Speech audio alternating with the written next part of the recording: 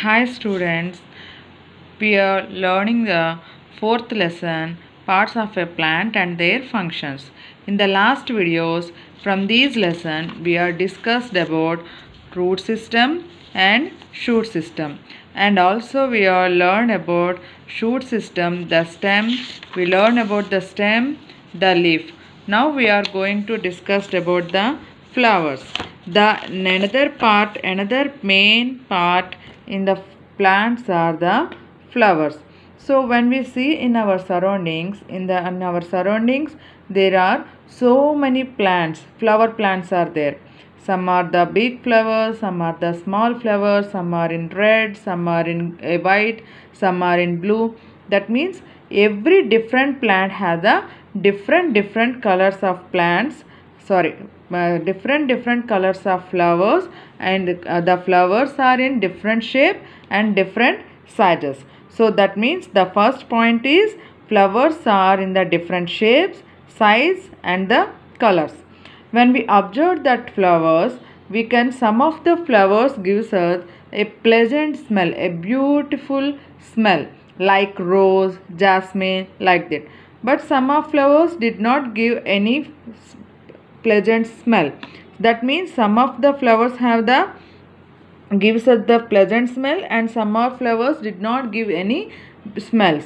And also not like this, some are flowers like duckweed, name of the flower is duckweed. It is very small flower. And some of the flowers such as rafflesia, lotus and water lily are very big in their sizes. Most of flowers is in a brightly colored. When we observe any flower, we can see this. The flowers we can attract from first one, we can attract their color. That means where the flowers get their color, by the flowers petals. By the flowers petals. These are the petals. These are called the petals. So by the flowers petal, the flowers got the colors. So most of flowers have the brightly colored. Sir, these flowers, some of the flowers are blooming in the daytime. Most of the flowers are blooming in the night time, like the jasmine, like this. And also, most of the flowers have the sweet scent. These sweet scent attracts the insects. For example, jasmine. Jasmine gives a pleasant smell. That's why honeybees and the insects can easily attract to the jasmine. So next one, what is the uses of the flowers? Most flowers change into the fruits. When we observe any guava tree or in any brinjal plant, first we can see the small flowers in that plants. Next one, that flower day by day, that flowers turn into the fruits. That means most fruits have seeds inside them. So new plants coming from these seeds. And also the next use is flowers attract the insects and the birds. Flowers are giving the pleasant smell, a beautiful smell. From that smell, the insects and birds attract to the flowers. What happened when the birds are attracted to the flowers? The birds and the insects helping in the transferring the pollen grains. Pollen grains means in the center of the flower we got a small pollen grains are there. So the insects and the birds attract to their smell, and these pollen grains they transfer to one flower to another flower. These processes are called the pollination. What they are called? Pollination.